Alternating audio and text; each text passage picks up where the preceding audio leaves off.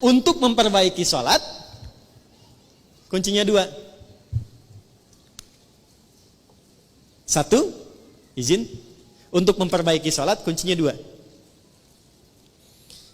Satu, selalu bermohon kepada Allah untuk mendapatkan rahmatnya dalam sholat. Saya ulang ya.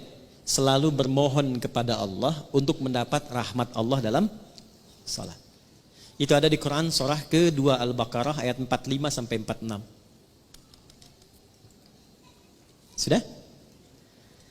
Saya merasakan sekarang jarang ada orang sholat dengan menggunakan rumus Quran itu. Yang penting sudah sholat gitu kan? Ya. Ibu pernah nggak mengharap rahmat Allah sebelum sholat? Supaya dirahmati dalam sholat? Pernah nggak? Ya? Coba deh. Makanya ibu masuk masjid ya. Kalau masuk masjid itu doanya apa? Allahumma ftahli abwaba. Ya Allah, mohon bukakan untukku pintu-pintu rahmatmu. Tuh ya. Mau masuk udah diajari oleh Nabi. Jadi sebelum masuk masjid, saat langkah kaki kanan itu dilakukan, minta apa? Rahmat. Masjid fungsinya untuk apa yang pokok?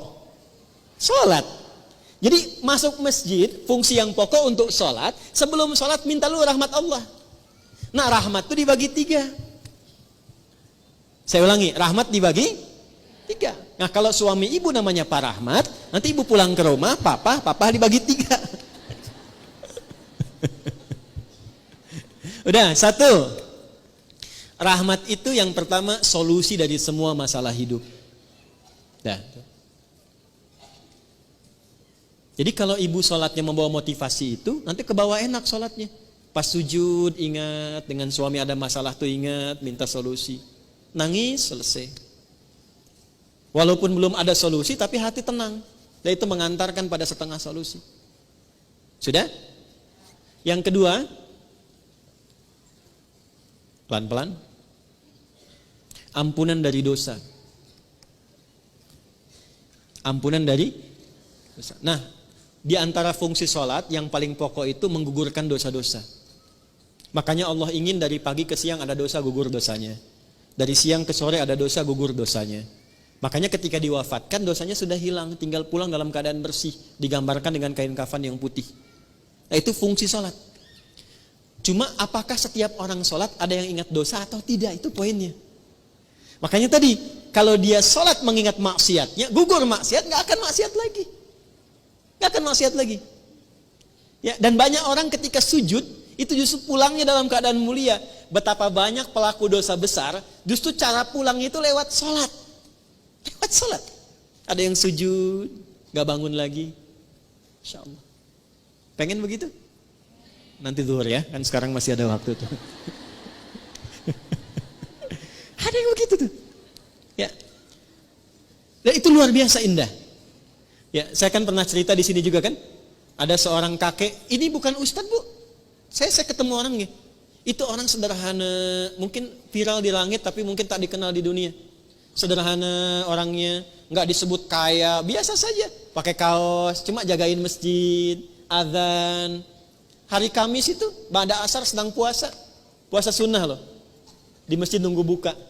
Cuman tiduran, merem melek tuh. Diwafatkan di tempat yang beliau mengabdi di masjid dalam keadaan puasa, ba'da asar menjelang maghrib, wafatnya cuman tiduran, merem melek ngantuk meninggal. Hati-hati tuh belakang tuh, merem melek.